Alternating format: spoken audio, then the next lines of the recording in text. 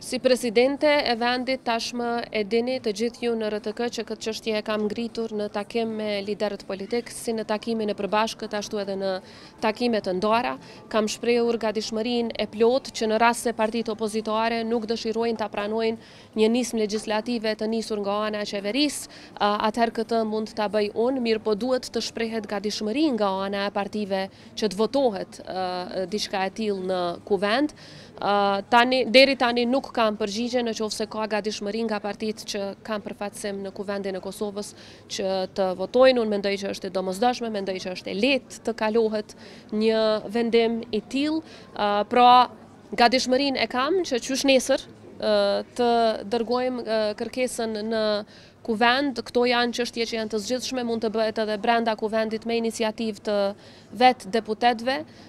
Pra, ka mundësi që të zgjidhet kjo çështje, mirë po deri tani nuk kam përgjigje.